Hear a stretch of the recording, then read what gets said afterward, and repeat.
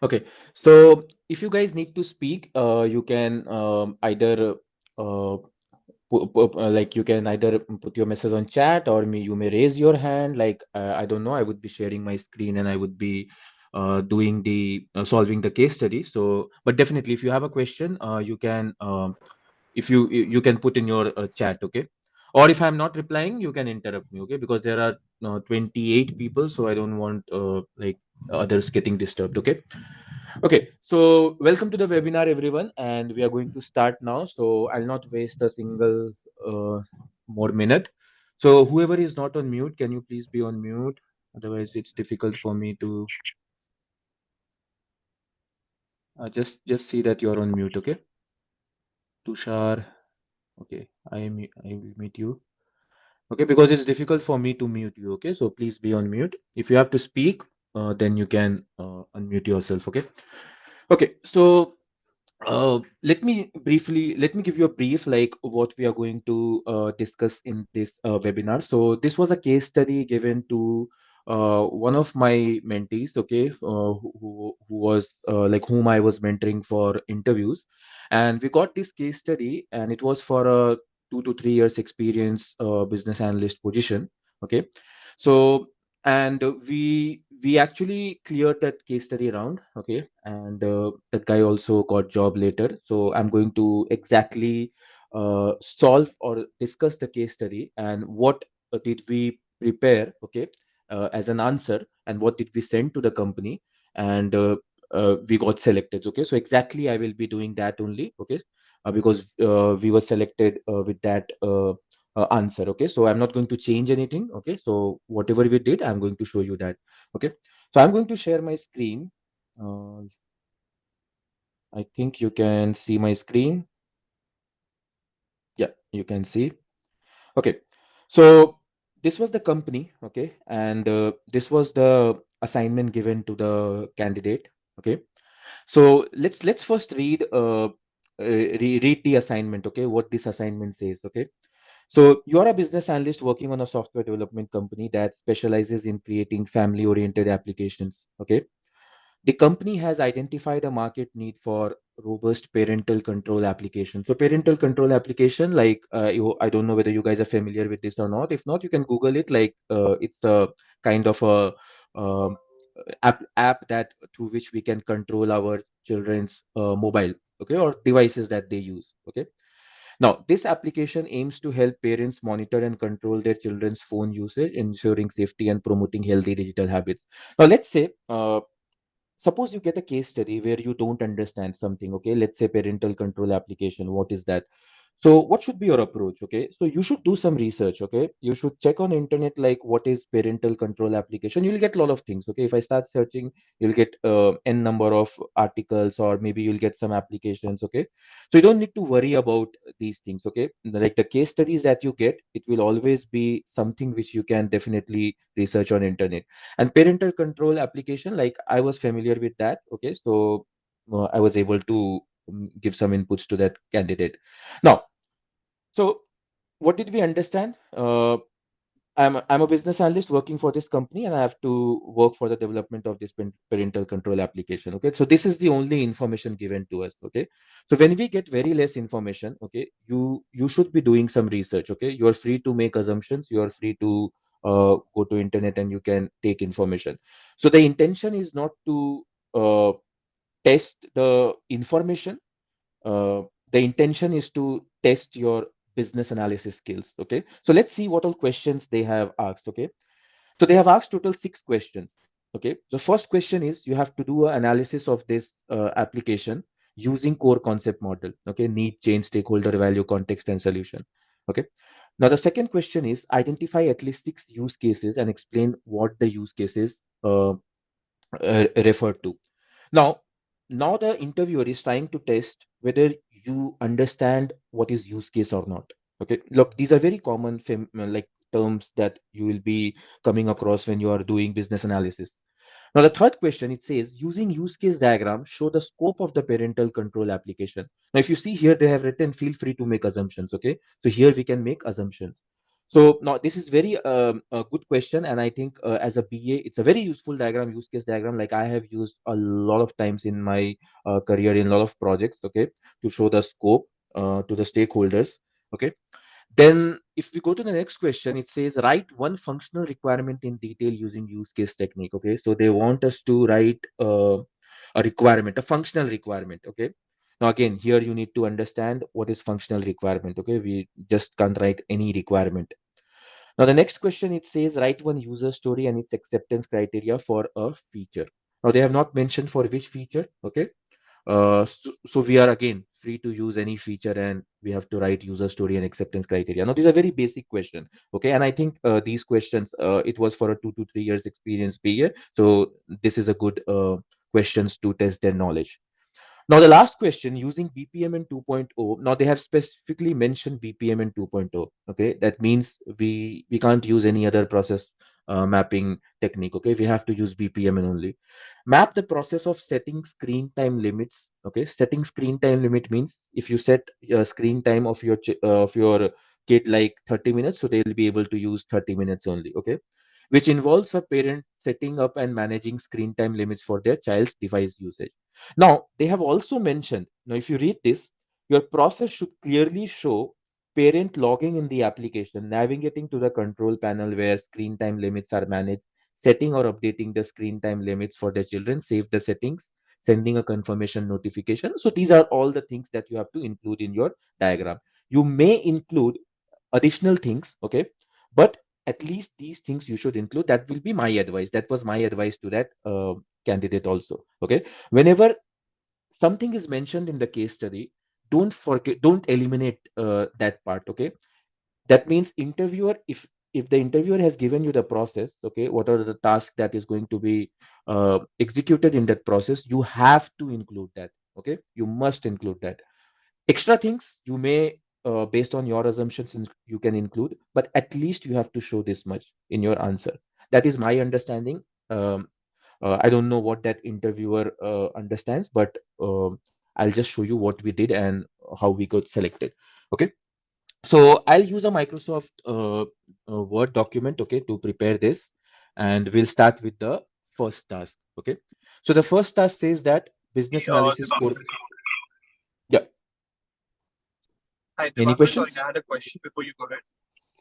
Yes. So, Yeah.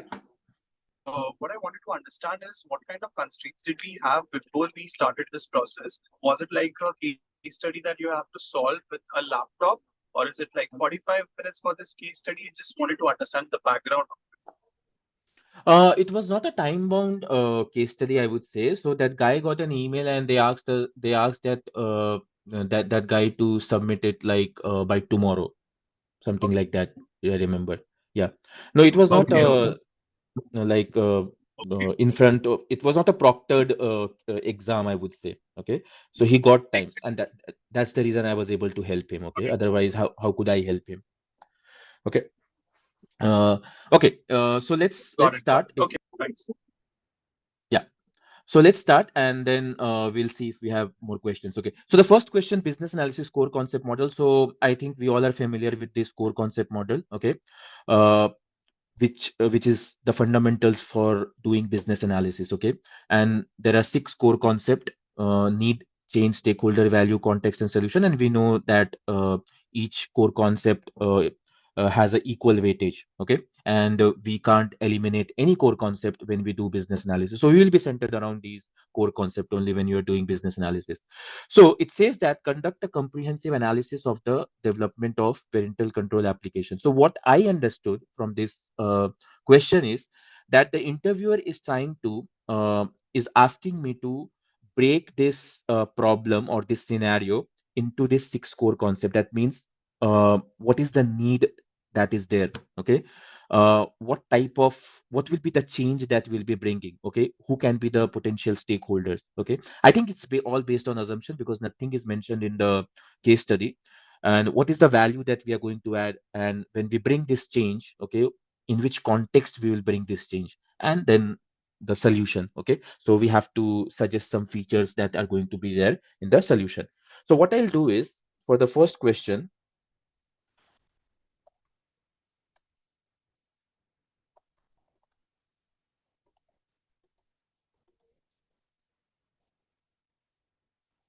Okay. So need.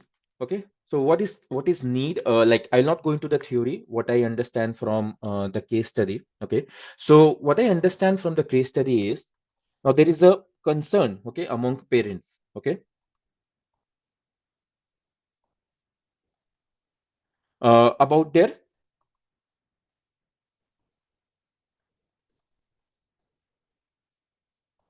children's excessive phone usage. Okay. Now which can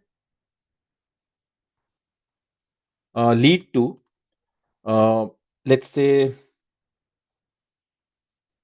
exposure to inappropriate contents.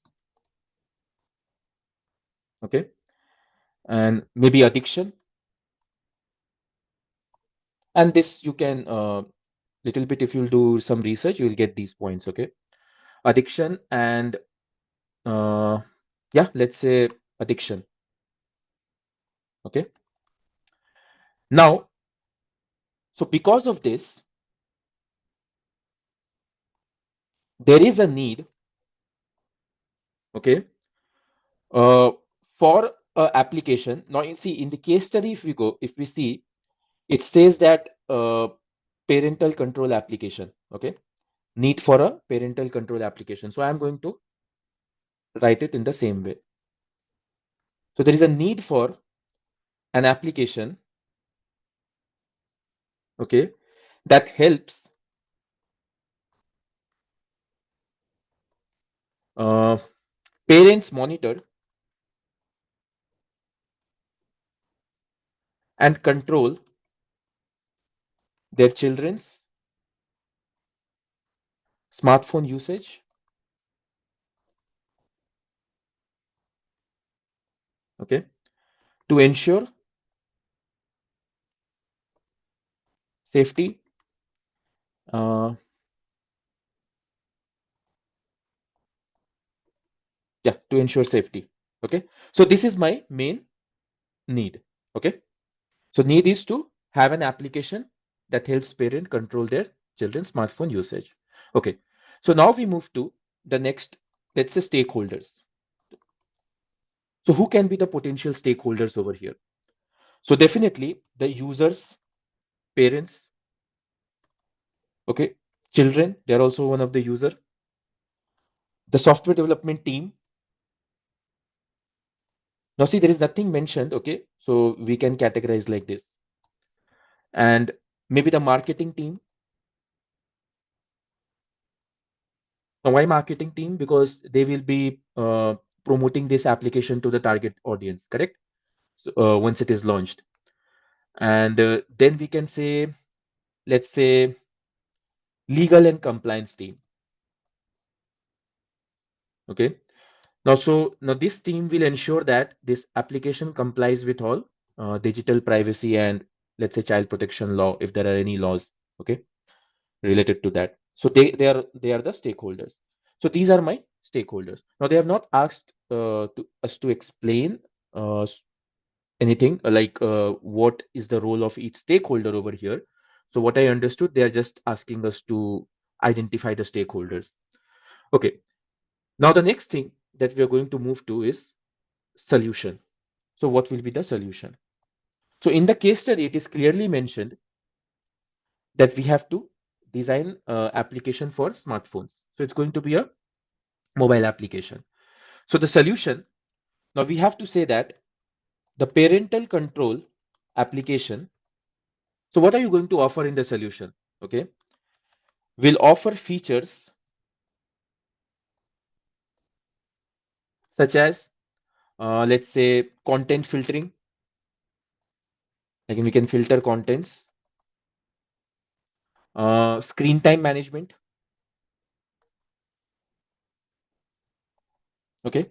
Now remember, your solution should always be addressing the need. Okay. It has to align with the need.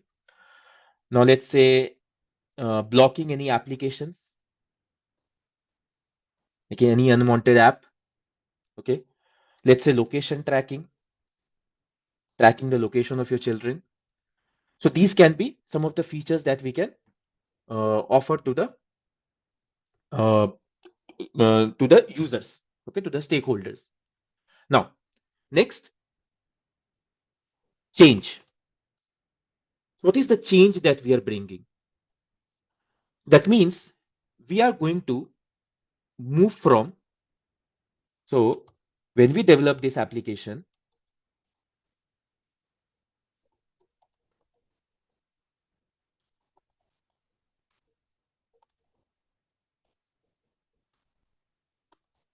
so the development of parental control application, it represents a change from the current state of, let's say now it is unsupervised, okay, smartphone usage, okay, among children to a more controlled. So now through the solution, we are going to control that to a more controlled and monitored environment. So this is a transition, okay, that we are going to do. Now, this change will definitely involve technology, correct? Without the help of technology, we can't do. So we'll involve the integration of technology, okay, to provide parents with the ability to oversee and manage their children's, okay, digital activities. So this is the change that we are going to bring. Now next is context. Now very important. Okay, context is very important. As a BA, when we do business analysis, we have to keep in mind all the context. So what can be the context over here? So where we are bringing this change, okay, where we are operating, okay. So we have to understand that. So the context we can say like it's digital parenting. That is one context, okay. Uh, let's say cyber security.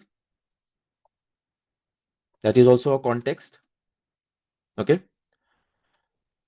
Child protection laws and regulation. That will also be a context. So context is Hey, anything and Devanga, I had a everything. question about that. Yeah, yeah. Go ahead. So, I'm just trying to understand in a very simple manner why are these keywords such technical, right? Because you're using words as digital parenting and then you're using words as cybersecurity, right? So, when you're talking about context, so are we talking about context from the perspective of the parents, or are we just talking about the business case scenario? I'm just trying to understand the reference over here. So context is anything and everything that can influence your change. Okay. That is the definition that you will get of context. Okay. So I would say that all the factors, okay, which can impact your change when you're bringing the change. Okay. That means when you are doing that change, bringing that change, when you're implementing that solution, what are the factors, the internal and external both, that you have to keep in mind, okay, as a BA when you do business analysis. Otherwise, your change can be influenced. It can go into different direction. You're understanding? So let's say child protection laws Exactly. and regulation. Okay. Now, this particular application or solution that we are building, okay, it's related to children. Okay.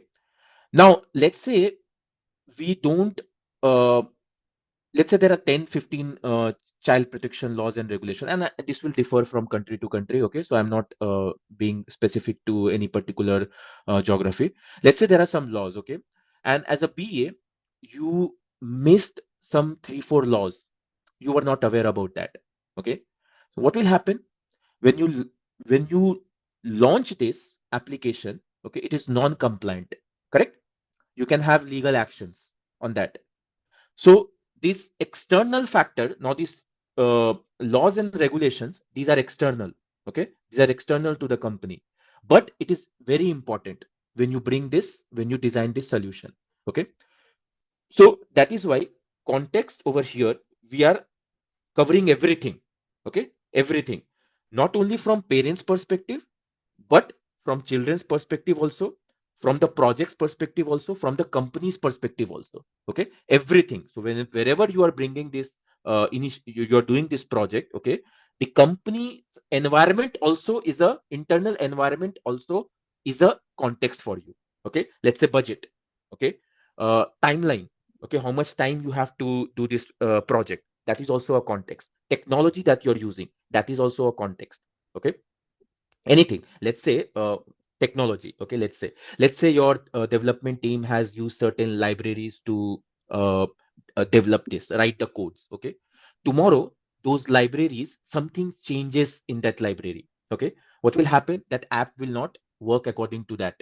Correct, because it's not updated. So something you missed. Okay, so like I'm just giving an example.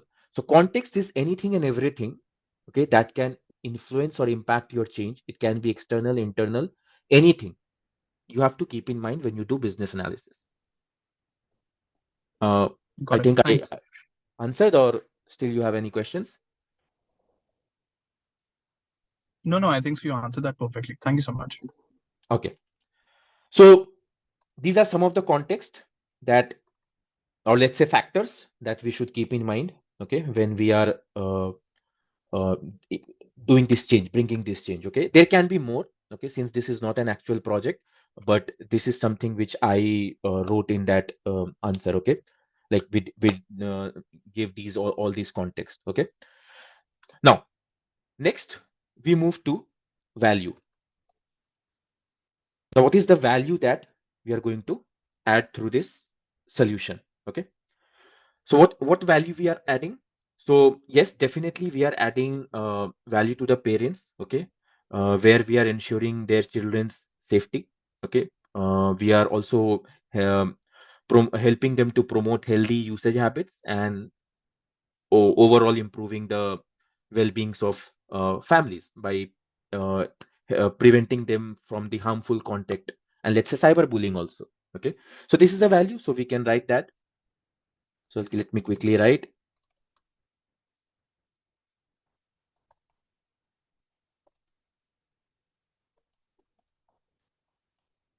It's not only to parents. Yes, mostly we are building this for parents. So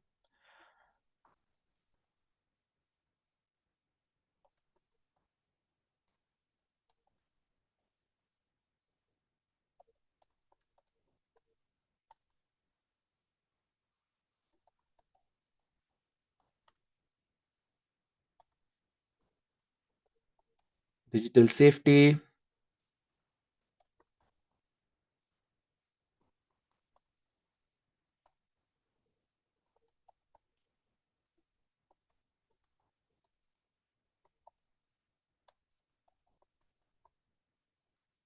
and harmful contents.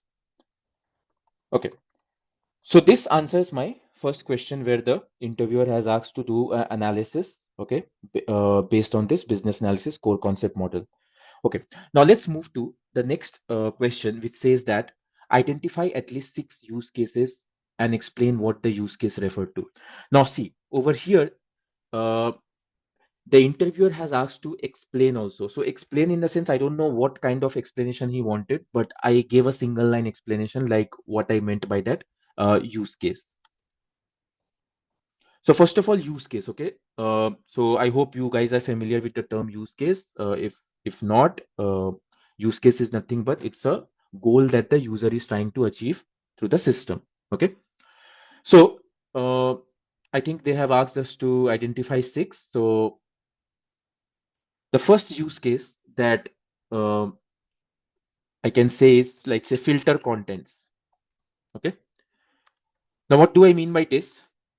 So through this use case, parent can set filters, let's say, to block inappropriate contents. okay, based on like specific websites or some categories. Okay, so that's the filtering. Okay, next I can say manage screen time. So this can be my second use case. So this will allow parents to set, let's say, daily screen time limit. Like you can use only for 2 hours in a day, let's say. Now next, we can say, let's say, uh, manage application. Let's say there are certain apps on the phone installed. So how to manage those applications? So parents can, let's say, block or limit the use of certain application. Next, I would say track location.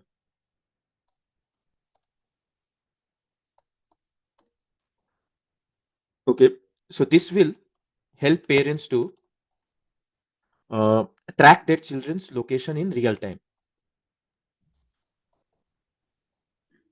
Divakar, can you please scroll up? Scroll up, Yeah, I mean down. Yeah, thank you. down. Okay.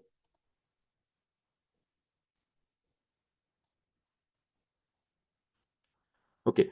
Um, we can include, let's say, um, sending alert. Let's say we can give a feature to children, okay, where they can send alert during any emergency. Okay.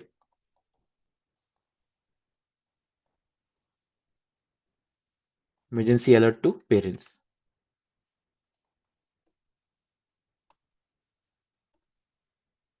Okay. With their current location, let's say.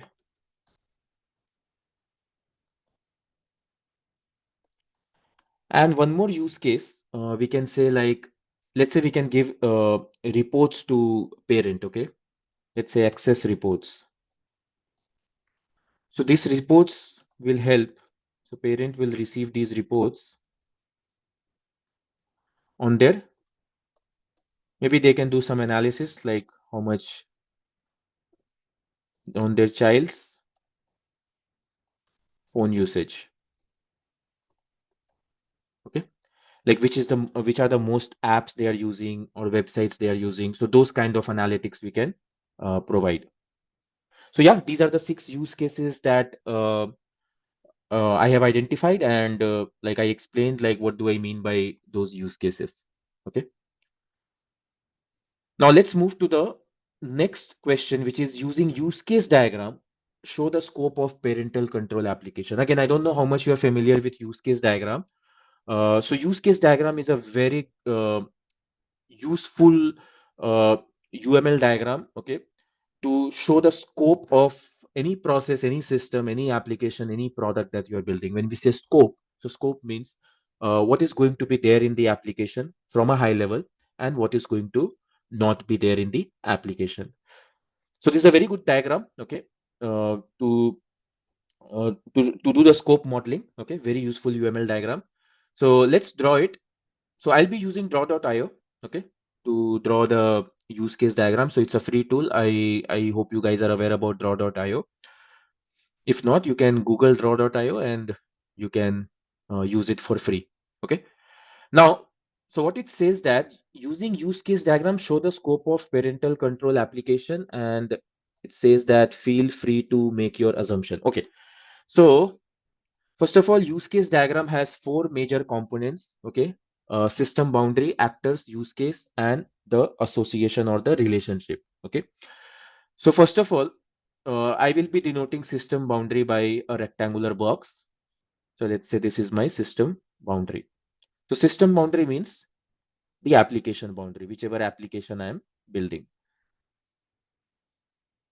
So let's say this is the application I am building. Okay. Now I'll name the boundary like this. Let's say parental control application.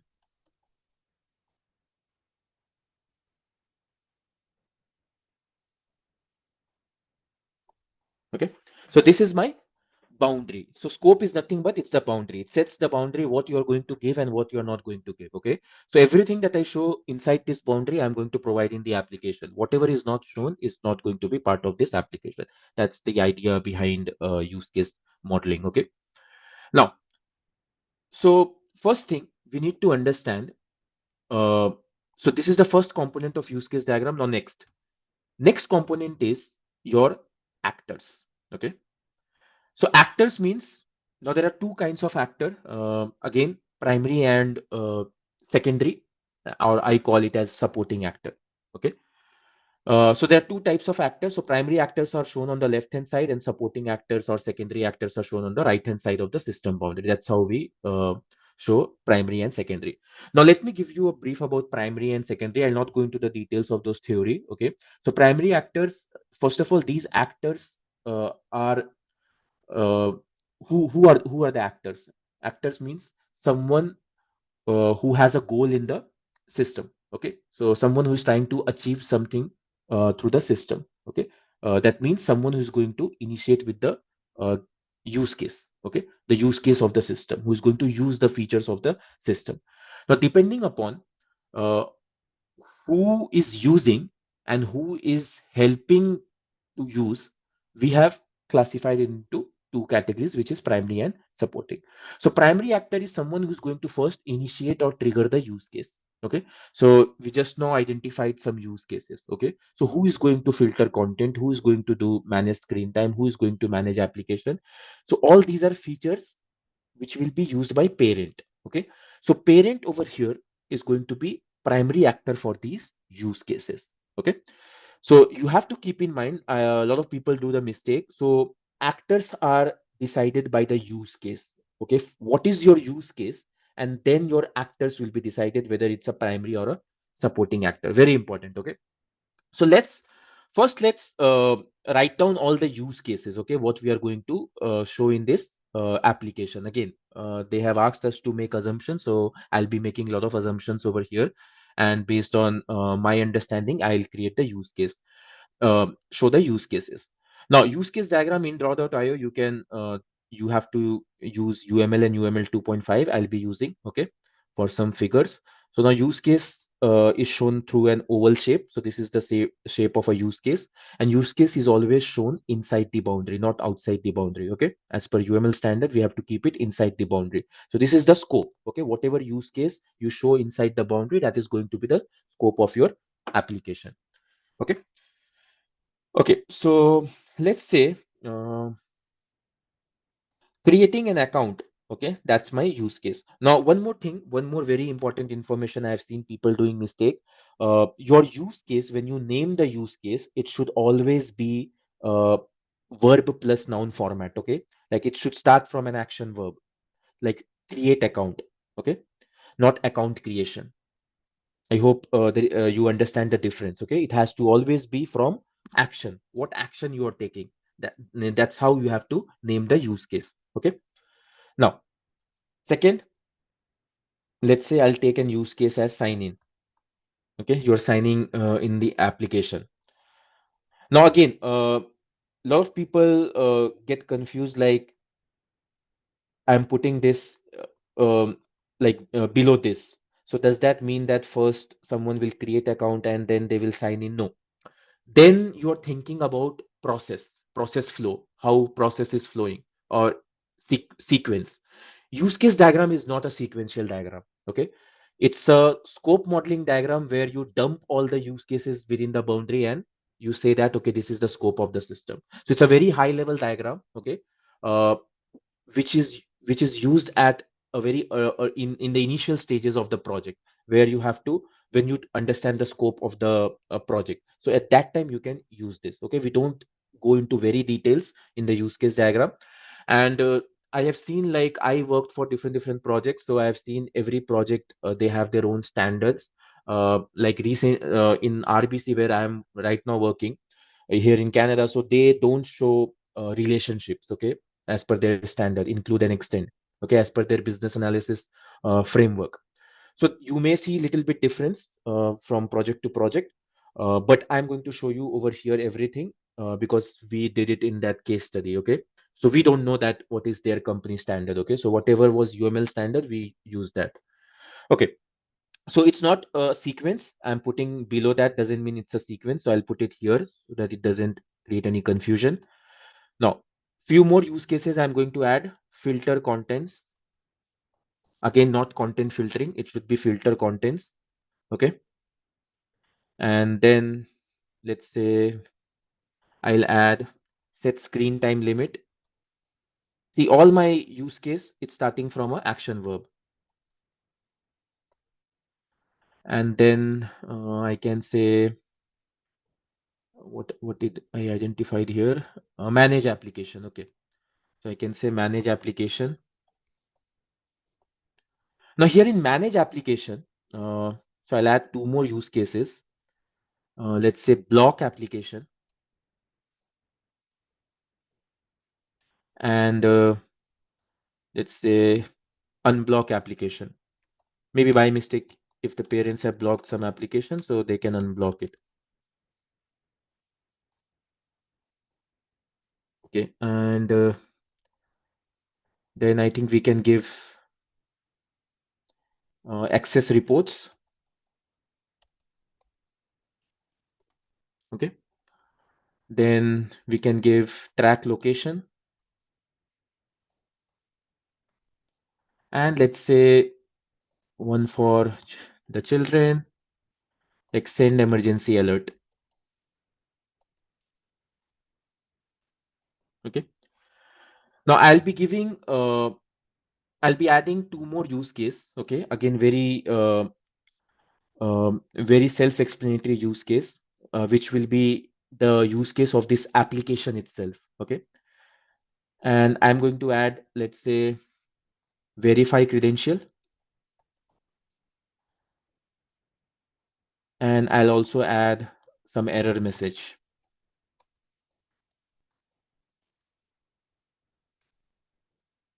Okay. Hey, Diwakar, I have a And question. yeah. Go ahead. So, of course, since this is going to be an interview, a case study for them, I just wanted to understand where we'll stop because there's like around tons of use cases for this particular scenario. I just wanted to understand your criteria of how many use cases you want to dump over here and what's your So I just referred one parental control application, okay, and I checked some features from there, and I took that. Like it says that make your assumption. So to make assumption, like I have to see some application. So I just Googled something and I picked from there, and those things I put. That is my criteria. Okay. okay, but in this right, but in this scenario, there are going to be multiple actors, right? So if you don't mind, could you place the actors first? It's just gonna give a good reference. That's I'm all. going to put now. I'm going to put. No, no, I'm going to put now. So, like I said, actors are always understood from the use case. Okay. If there is no use case, there is no actor. Okay. See, if there are no features, will there be an actor? Will there be a user? No. Users are only there to use something, correct? That's why we name them as user. They're using something. So first, let's understand the use case. And these use cases I have taken from here also, like here also identified those use cases only. Okay, so I'm putting those only. It's just that these ones I added some additional. Okay. Okay, now we'll move to, so yeah, these are all the use cases that I have identified, okay, earlier. So I'm using those use cases only.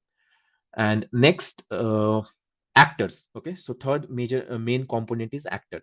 Now, actor is shown by this symbol. Okay, so this is actor. Like I said, there are two types of actor: primary and secondary or supporting. I call it as supporting. Now, the symbols are same. Okay, so how do you distinguish? It's how where you place the actor. So if it's on the left hand side, it is going to be primary. If it is on the right hand side, it is going to be secondary or supporting. Okay. Now, So this is my first actor, and I'll name it as parent. Okay. And there will be one more actor, and this will be children. Now, why there are two primary actors? Because it depends upon the use case. I'll show you. So now next thing what you have to do is, and who is going to be my secondary actor or supporting actor? So why I'm calling supporting? Because the actor who supports an actor to complete that use case, okay, is called supporting actor. Or you can call secondary. You will on internet you will get secondary. So secondary actors, they either give something to use case or take something from use case. Okay, so you can call it as secondary also. So in our case, okay, this application has to be linked with some database. Okay, so I'll say, let's say, I'll call this as parental control database. So this is going to be my secondary or supporting actor. Okay. Now, next thing what you have to do is, now you have to connect the actor with use case. Okay. So which actor is interacting with which use case? So parents, they can create account. So we are going to link it with this use case. So now whatever parents can do, okay, so we have to connect it like this. So they can filter contents. They can set screen time limit. They can also sign in.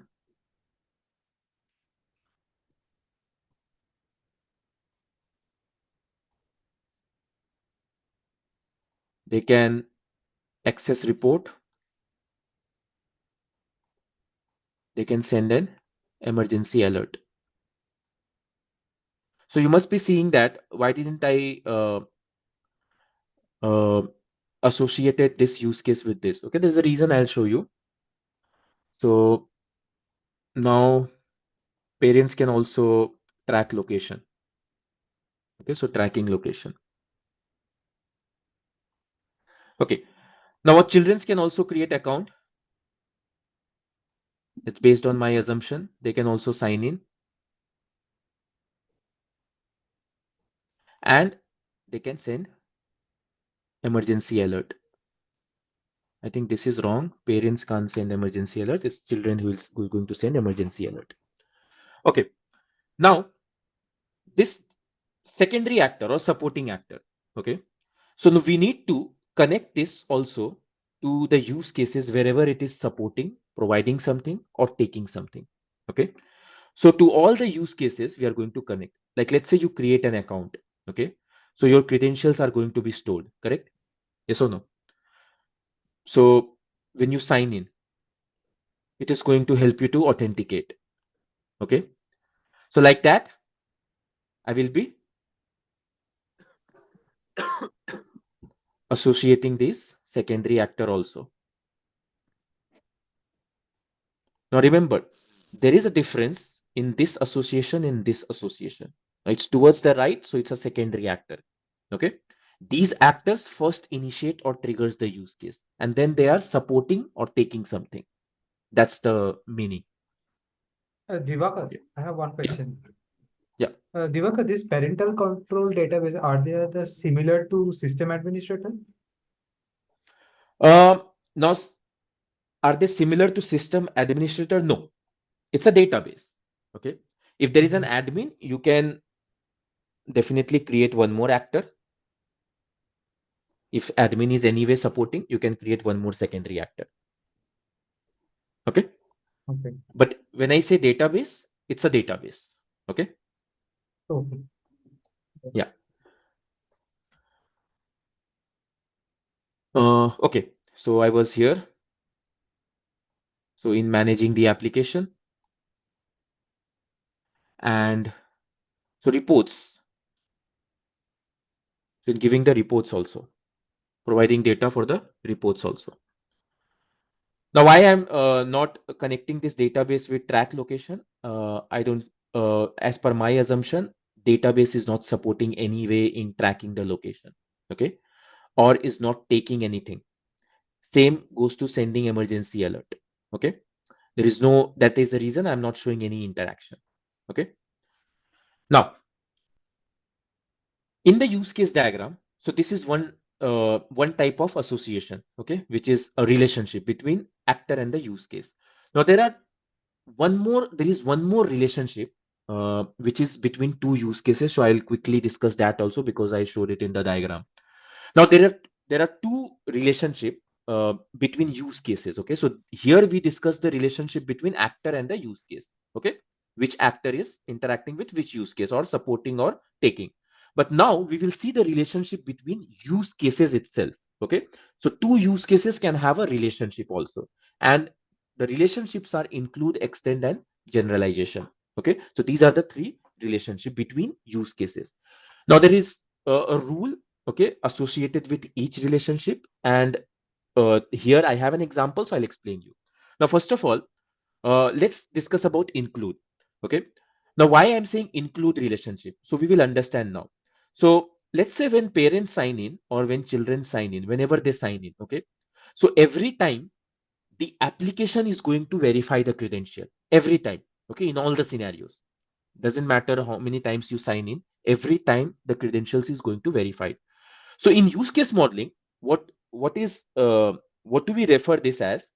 Whenever a use case is triggered or uh, initiated by a actor, okay, the other use case automatically gets triggered, okay, or gets included. Okay, so that is the reason we say that this use case includes this use case. Okay, so very simple definition of include. So when this comes into picture, okay, this automatically comes into picture. It gets included every time. Okay, how many number of times you sign in, your credentials has to be verified. So that is the meaning of include. So I'll go to UML 2.5, and in last row you will get include relationship. So what you have to do is you have to show the relationship like this. So this includes this. That's the meaning. Okay. Now, again, we come back to this use case. Now, let's say whenever the user enters incorrect credential, okay, or wrong information, maybe username or password, an error message will be thrown. So in such scenario, where a use case uh, gets triggered only under certain condition or scenario, then we say that a use case extends another use case. Now it's very opposite to include. In include, this use case was included in every scenario. Okay, but here only when user enters incorrect credential, this use case will come into picture. So suppose I enter correct, my informations are correct. Okay, information that I entered is correct. So this will not come into picture. So what is that certain scenario? It's the incorrect credential. So then this error message will be thrown. So in such scenario, we say that this extends this use case, extends the behavior of this use case. If you have any questions, you can ask. Otherwise, I'll move ahead. This is extend. Now, Divakar, a quick question over there. Yeah. So the error message, that relationship would be extending from sign in, or it should be towards verify credentials? Because I'm trying to understand if there Okay. are no Okay. issues with the credentials, then why will the error message come? So I'm trying to ask, Okay. is that going to go to verify credentials instead? Okay. Very good question. So the question is, will it go to verify credential or will it go to sign in? See, this scenario from where it originated, which is your base or original use case, it's the sign in. Okay. This exists only because of this. Correct? This exists only because of this. When you don't sign in, this scenario, this use case doesn't exist. Okay. This this use case exists only when this exists. So that means this is your base use case or this is your parent use case. Okay. And when you are triggering this use case, at that time only this use case will come into picture under certain scenario. So we will not uh, attach with the included use case, since it is included use case. Okay, we will not attach to this, we will attach to parent. Okay. Got it. Honestly, I've done this so many times, but I've never got this clear explanation. So thanks a lot for removing that down. Thanks. Okay, good. So just think like this. this is an included use case, so we should never connect with this, okay? Because it has no existence. This is the main use case from where everything was started. Okay, now let's come to these use cases, okay, which is still not connected with neither an actor nor any use case, okay? So it is wrong as per use case standards, okay? Now, manage application. So when we say manage application, so manage means either we can remove certain applications or we can add certain applications. So here I have taken block application, unblock application. Now, in use case modeling, when a use case, okay, is a generalized version of a use case, of another use case, then we say that the use case shares a generalized relationship. Now, let's say this blocking application, okay, what is the main goal behind blocking application, or what is the intention behind blocking application? What is the user trying to do? User is trying to manage the application only, correct? Through blocking also user is managing the application. So instead of, okay, you can show I mean you can show separately block and unblock and you can connect like this, no need to show manage, okay? But if you show this like this and generalized version, it gives uh, a better message. It gives a better message, okay, that this is your main use case, manage application, you are managing, okay? Now in managing you can manage in multiple ways. Blocking is also a way of managing, unblocking is also a way of managing. So when there are multiple ways of executing a use case, so such use cases are called as generalized version of the main use case, okay? So here what I'm going to show is I'm going to use generalization and I'll say that these are generalized version.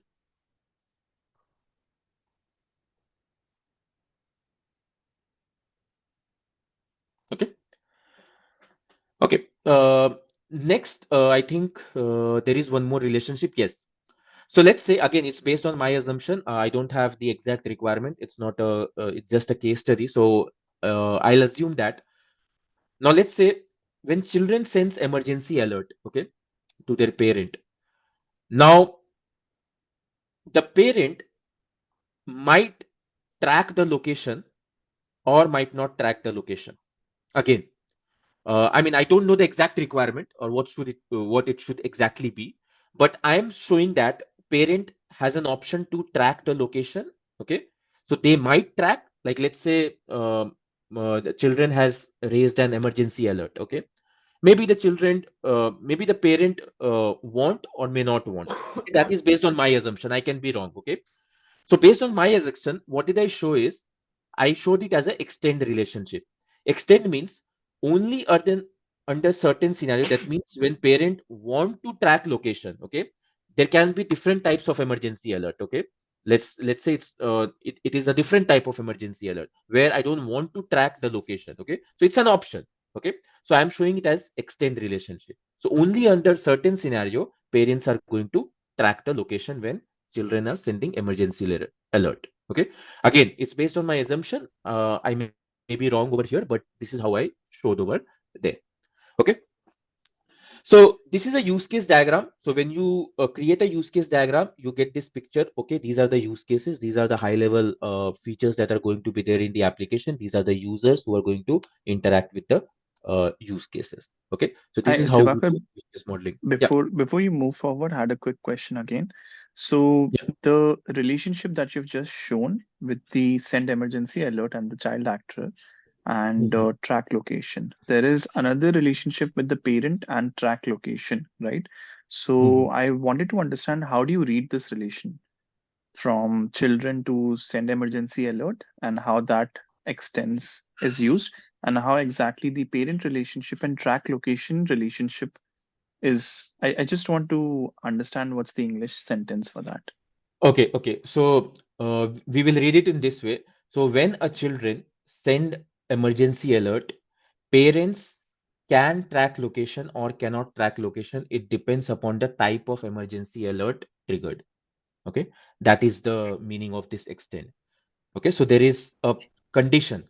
Okay, on which this track location thing will be enabled. So that is why I showed as an Okay. extend. Okay, like I said, it's based on my assumption. Okay, maybe the Okay. actual requirement can be different. Got it. Can we say that the track location use case is triggered based on the send emergency alert? Yes, yes, that is the meaning. Yes, Okay. this is triggered based on this. Okay, Okay. what Thanks. type of emergency alert? Yeah. Okay, so this is the use case diagram. Now let's move to the next question, which Divakar, is before going further, I had one yeah. question. So here we are building a mobile application, that's fine, but the children's age criteria is not mentioned. So there might be kids from certain age to certain age, where certain age group of kids can use the application, where certain age kids cannot use the application. For that, don't we need to draw a specific use case diagram, or do we need to mention specific use cases for them? Uh, Because what the age group hmm, that we are criteria I got or your question. Yeah, I got your question. In that way, what you can do is, let's say for his question is, let's say below 5 years, let's below 10 years, okay. Let's say below 10 years, there are certain use cases. Above 10 to or between 10 to 15, there are different use cases. So should we not segregate it? So in that case, what you can do, yes, you can segregate it. You can create one more actor over here, okay, and you can create the use case for them. Or it's not necessary that everything you have to do it in a single diagram. You can also create one more use case diagram, same application, parental control application, but this time the actor is going to be children below 10 years of age, like that. Or you can do it in single diagram also. okay, Okay. yeah, got it. Okay.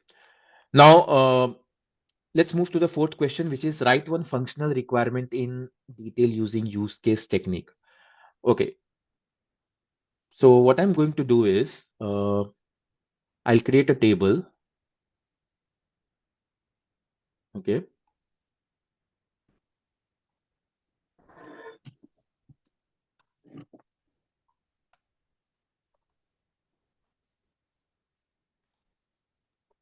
So first of all, we have to decide which use case. So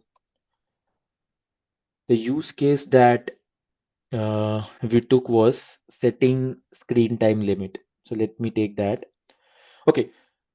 So when you write requirement using use case, you should always start with use case ID. So let's say give any ID, just a unique identifier of the use case. Let's say UC001. That's a template I use. Then you should give the name or description. So name of the use case is, let's say setting screen time limit. You can also give a description, use case description. So this use case allow parents to uh, set screen time limit. Okay.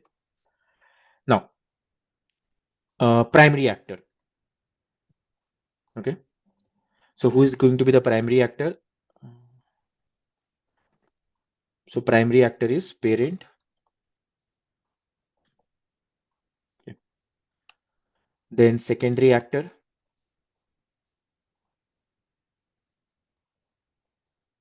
Be the Let's children. say, any questions? Okay, if no, please be on mute. Then precondition. The preconditions are all the criteria that has to be true before this use case can start or execute. So precondition, we'll say that parent is logged into the application. So to set the time limit, you have to be in the application, okay? Application. And so this is one, we can write in the pointer way. And second, we can say child's device is connected and configured with the application.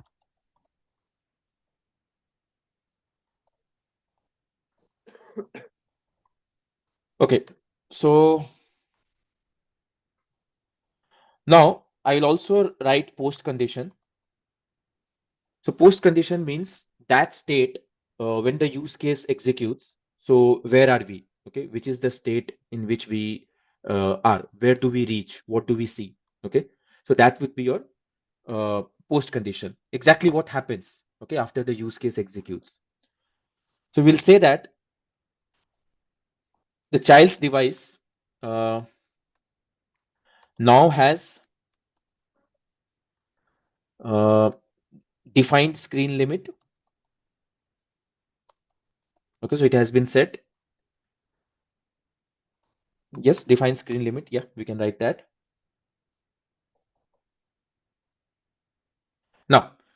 Now comes the main flow. So here I have to explain the step that the user is going to take to execute this use case. So this use case starts, you can write like this, when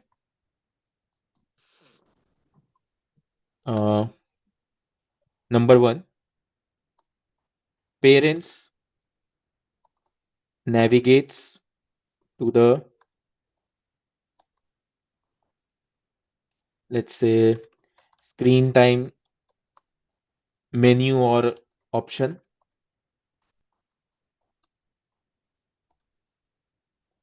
So everything you have to write in steps. Now see, this is something which I referred, like I said, I referred some application and I have kept that in mind and written because there was nothing mentioned in the case study. So the parent selects the child's profile.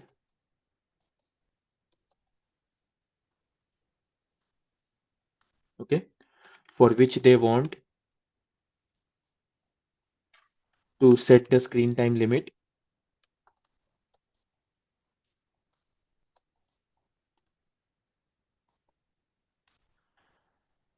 The parent sets daily screen time limit and daily screen time limits. Next, the parent saves the settings. Okay, the system, now we should also capture the system response also. Okay, that is also important. The system confirms the changes and applies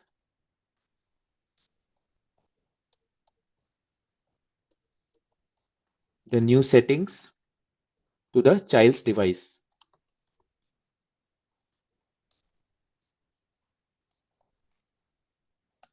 Okay, and it ends with system sending a confirmation message.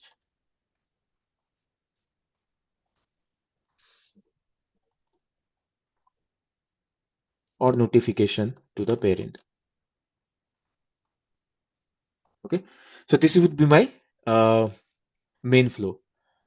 Next, I did not had any alternate flow, whichever app I referred, but in exception flow, I will write something in exception flow. Let's say if the child's device is offline. Okay, so if the child's device is offline, the application. Divakar, can you just scroll down? Okay, can you see now? Yes, yes. The application will queue the changes and apply them once the device is online. So usually in the exception flow, we capture any exceptions that can come, okay, when the main flow is getting executed. Okay.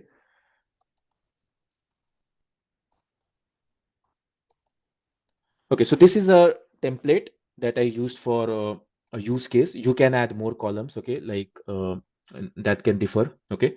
But yeah, this was a basic use case template that I used to capture the requirement. Okay, now next let's move to the fifth question, which is write one user story and acceptance criteria for a feature.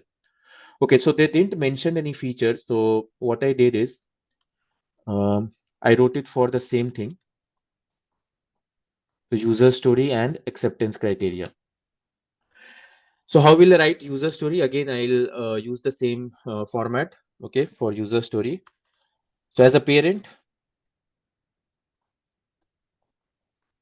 I want to be able to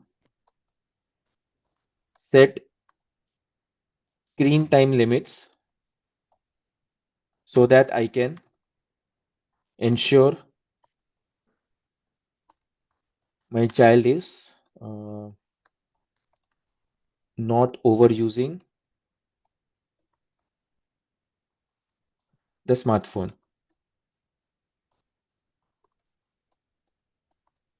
Okay, so this would be my user story.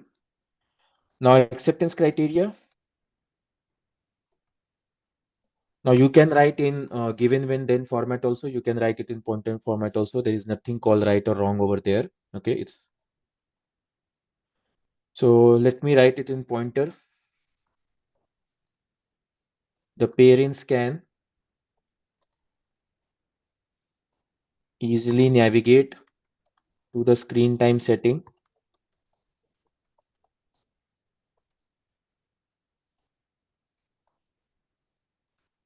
from the main dashboard.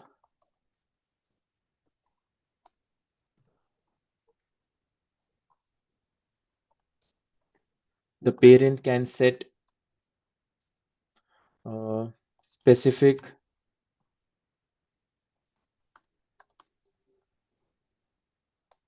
daily screen time limit for each child profile,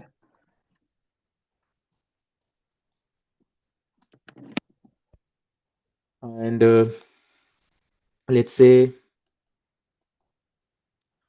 uh, the system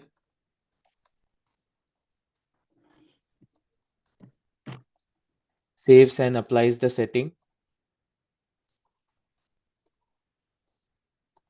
okay, to the child device,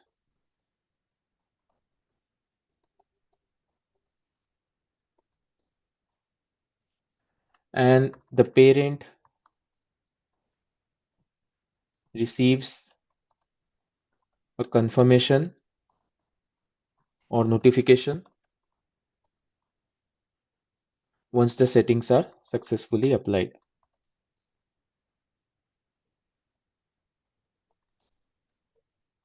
Okay, like I said, you can also write it in the given when then format, like given I'm logged into that parental control application as a parent, when I navigate to the screen time section and set a daily screen time limit of, let's say, this many hours for my child's profile, then the system saves the settings and the system apply these screen limits to my child device, and I receive a confirmation notification.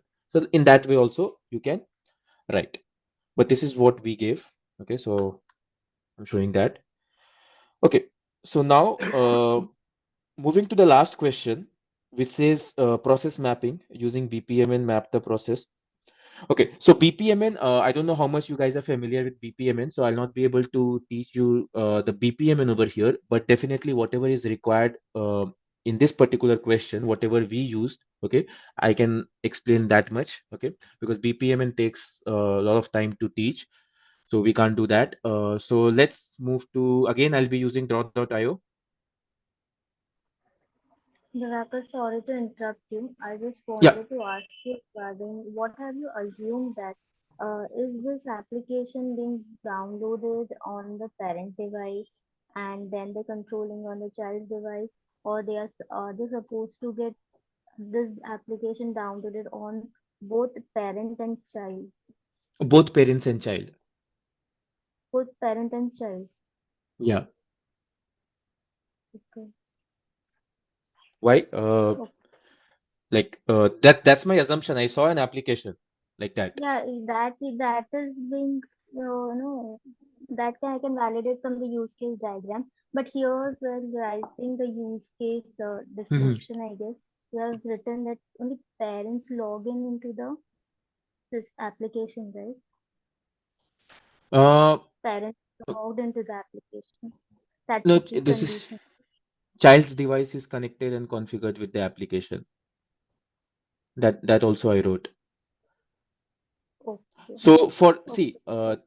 see the use case. It is about setting the screen time limit. Only, Okay. yeah, So it's about yeah. So for setting the setting children it doesn't matter if child is logged in or not logged in. Okay. But it says it should be connected. Okay. It should be Okay. connected with the application. So I've mentioned this over here. Okay. Okay.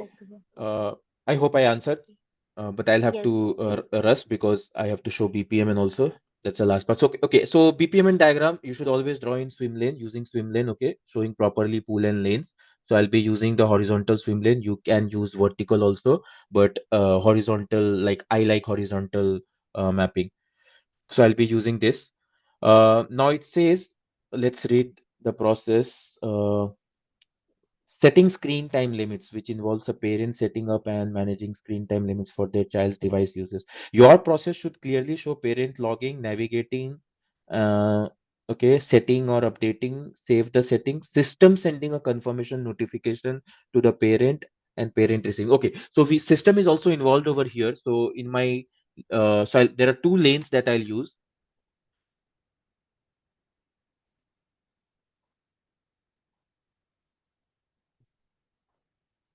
Okay, I don't know how much you're familiar with BPMN, but so pool denotes the organization where you are building the process. Okay. Lane denotes the different actors or stakeholders or users participating in that process. Okay. That's the meaning of pool, swim lane. Okay. Swim lane has pool and lanes. Okay. So I'll take two lanes. Okay. One would be parent and this would be my system. Okay. And this would be like setting screen time limit.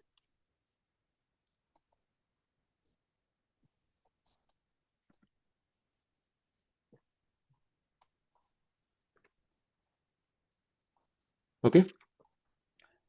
XYZ parental, let's say. Okay. So now here again, they have just mentioned the process. So like the steps. So I have to include those steps. Okay. So it will start showing parent logging in the application. Okay. So first of all, there has to be a start event. Okay. Each pool that you use, you should start with a start event. So this is the start event that I'm going to use. So this is the starting point. Okay. So parent is signing into the application. So that is a task and that is being done by a user with the involvement of an application. So I'm going to use a user task over here. But you can use a generic task also. Okay, that's not wrong, but this is what I used. So sign in to the application. Okay. Uh, so these I'm not using like the terms. I don't know how much you're familiar, but this is called sequence flow. So it has to be in sequence. Okay. So this is a starting point, and after that, parents are signing. That's why I've shown it in the parent lane. Okay. Now, next, what happens when parents sign in? Definitely, they have not mentioned the system is going to check their credential, but I'm going to add that. So when parents sign in, after that, what will happen? I'll use a service task and I'll show that system is checking the login credential. It has to be check the login credentials. Okay. So from here, it will jump to this lane because system is doing that. Okay. Now, again, so now here, so this is a task. Okay. Now from this task, there is a situation where we have multiple flows arising. Okay. Why I'm saying multiple flows? Because the credentials can be correct and it can be either correct or incorrect. Okay. So instead of single flow, we have a scenario where there are multiple flows. So when there are multiple flows and the flow needs to be controlled, then we use gateways in BPMN. Okay. Again, those are very big topic, but I'm just explain you. So we will be using exclusive gateway. Okay. Why exclusive gateway? Because exclusive gateway, it helps you to control by selecting only one flow. Now here, the credentials can be either correct or incorrect. Both the things can't happen, okay, at a time. So that is why I'll be using a exclusive gateway. So this is the exclusive gateway. It will control my flow. Now there are two flows, no and yes. Let's say if it is incorrect, the credentials is incorrect over here. So what will happen? So system will notify users to log in again. So I'll be using a message throw over here. I'll name this flow as this is incorrect. Notify user to log in again. Okay. And I will end this path. This path is ending over here. But this is not my final end. Okay. I have one more flow. Suppose that that is correct. Okay. Credentials are correct. Then what happens? I'll go to the question. It says, uh, navigate to the control panel. So parents are navigating to the control panel. So again, I'll take a user task and I'll say navigate to the control panel. And this is my correct path. So the credentials are correct over here. Then this flow will take. Okay. Now, after that, what happens? Now I can also use a annotation and give some additional information over here if you want. Okay. These are optional, but I gave, like, I'm explaining what is happening over here. So user navigates to control panel where screen time limit can be managed. So from this control panel only, user can manage the screen time limit. So that's why what user is doing over here. And I'll connect this with the help of a association. So these are some terms used in BPMN. Okay, next what happens? Next, where screen time limits are managed. Now setting or updating the screen time limit. So now what user will do? User will set screen time limit. Now again, I'll connect it with a sequence flow. Let me expand this box. Now, after that, it says user saves the settings. Okay, so save the settings.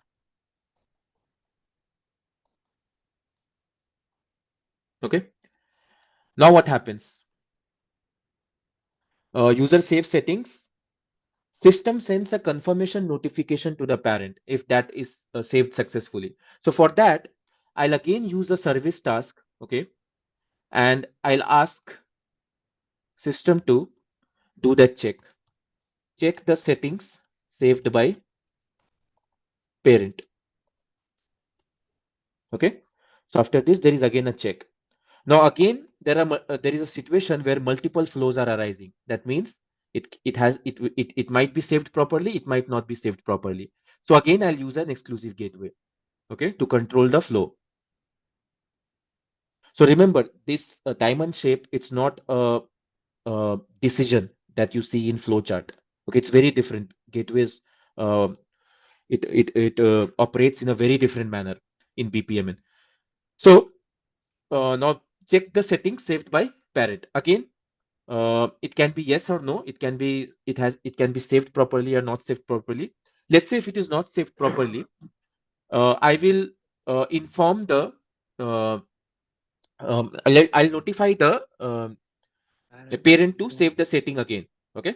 So what I'll do is I'll connect this over here and I'll say, uh,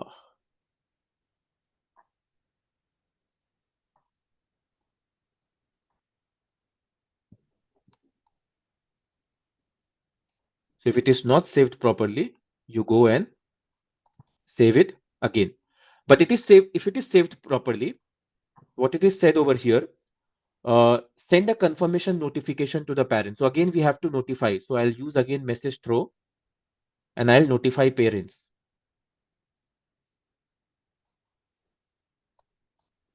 Notify parent. Okay. Now parent, now again, these are intermediate events, which has again a purpose why we use in BPMN. Okay. Uh, So again, notify parents. Now what does it says? Parents receiving the confirmation. Okay, so it also says that we have to show parent receiving the confirmation. So I'll use a message catch. Okay, I'll use a catch over here, and I'll show that parents have received that notification. Received system notification. Okay, and then what it says. Okay, so it doesn't say anything. Okay, so I also don't have anything to show, like that was my use case. When they received, that's the end of the use case. So now I'll put the end over here. Now this is going to be my final end. So this is a way to do process mapping using BPMN. Okay, it's a sequential diagram. You will see that it is always in sequence. And these gateways, there are different types of gateways: inclusive gateway, parallel gateway, event-based gateway, and complex gateway. And each gateway has a meaning. Okay, it helps you to control the flow. So when there are multiple flows, you can control it through gateways. Okay, any questions over here?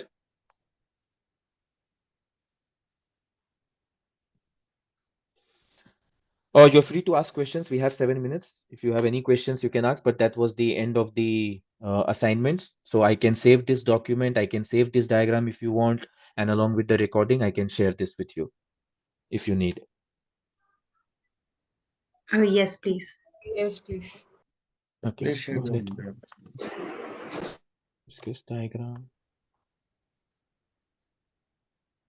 I wanted to ask you regarding the use case diagram. Mhm. Can we use system clock in that? Yeah, just a second. Wait, let me write this down. Yeah, sorry. Go ahead. Hmm. What we can write? I'm asking, can we use system clock in this as a supporting actor? System. Sorry, I'm not hearing that. Clock, system clock. Clock. Yes, since it says since the screen time has to be timed, right? Okay, this one. Like Yes. yes, yeah, for this System. thing. Oh, the device clock you are saying. Yes, yes, yes. Uh, you can again, like this is a use case diagram. You have to keep it at very high level. So I don't exactly understand when you say device clock. Okay. Yeah, you can say, okay, I got it. So you are saying device clock is supporting the application to set the screen Yeah. time limit. Yeah, you can show that. You Okay. can create a secondary supporting actor over here, and you can show that that's supporting. You can do that. Okay. So we can have multiple primary actors, multiple secondary actors. Even there can be a scenario where a primary actor is a primary actor for some use case, and it is secondary or supporting actor for some other use case. That can also happen. So like I told you, it depends upon the use case. Okay. Okay. Thank So you. this is BPMN. Yeah, you can ask questions. Okay. So we will be doing like I'm planning to do these webinars. Okay. If you guys want, I can do it on a monthly basis. Okay. This was the first webinar that I did on case studies. And I can, in the next webinar, like I can take some other case studies where they ask SRS, BRD, and all those things also. So I can do that on a monthly basis. Once in a month, I can take BPMN parental control. Divakar, one question. Yeah. So this case study was really helpful, and I got an understanding of the process of everything. So basically, in our real-time scenarios or in real-time projects that we work, maybe Mhm. or based out of your experience, there might be some use cases related to some real-time scenarios like some banking domain or insurance domain or e-commerce domain. Can you pick one example from that and give us a second case study? Yeah, definitely. So I have case studies like from trade settlement. Okay. So I remember there was one person from India who got paying tax challan from internet banking. So there was a case study on that. Like there are a lot of case studies. Like I prepare so many people, so I have a lot of case study. But this was just a basic one. It was for a 2 to 3 years experience BA. So that's why I took this one for this webinar. Okay. Yeah, I'm planning, like I said, I'm planning to do such webinars on a monthly basis. Okay. Let's see how my schedule allows me. And yeah, in next time I'll take some banking case study, let's say internet banking case study, what they asked. I can take. Okay. It depends upon how the who's the audience, okay? So it depends upon that also. Okay, so yeah, we still have 3 minutes. Okay, if you have any questions, we can do. Otherwise, I'll close. Yeah. Can Hey, we Devakar, question over there. Could you just state what's your background and what you're doing currently?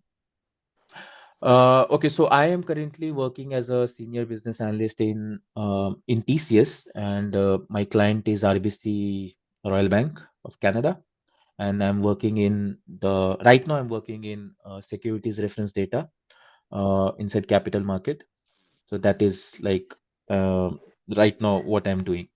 Yeah, and apart from this, yes, I'm mentoring business analysts from all over the world, from different parts of the world. Yeah, that's how I do. And yeah, I'm on LinkedIn every day sharing something. Got it. And educational background and how many So years you so I did my BTech in electrical engineering, and I joined TCS in 2016. So it's been more than 8 years. And like when I joined, I wanted to be a Java developer, but I got the role of a BA. So it was an accidental role. So that's how I came into BA. Great. Thanks a lot for this session. Thank you. Thank you so much for attending. And sorry everyone, whoever joined from India. I'm so sorry for spoiling your Saturday morning. Like it was too early. I realized later, but next time I'll keep that in mind. Okay. No, it was Hi. helpful. Thank you. Can you please share the Word document also? Yeah, I'll share everything. I'll share these diagrams. I'll share the Word document. I'll share the recording. Let me speak to these top mate people, like how I can do that. But I'll definitely arrange. Okay. Divakar, anyhow, you are working for capital market domain, right? If Yeah. there could be, you are working on capital market background, right? Domain. Yes. Yes. Yes. Yeah. Yeah. So, if there is any possibility to take a session on BRD, FRD sessions on trade settlement or matching engine, any kind of situation, can you Yeah. I able to can take. provide I that can. same webinars next time, next Yeah, month yeah, I or can take. I'll keep that in mind. So like I said, I'm planning to do these webinars monthly. It depends upon the audience. Let's say you are the only person who joined for the trade settlement. Okay. And so like that, it depends upon the audience. Like everyone is not from capital market or might not be interested in capital market. So I just took a random case study, a general one, so that everyone. But and yes, I and can plan that. And then you have I'll any documents relevant to, can you able to share those documents relevant to the trade settlement or capital market side? You should check the Google Drive that I created, guys. You have those access to Google Drive, everyone, correct? You Yeah. have everything over there. Okay. Okay, you will have Okay. everything. Sure. Okay, Sure. thank you so much, everyone, for joining. Okay, and have a great day. I wish you all the very best, and let's connect in the next webinar.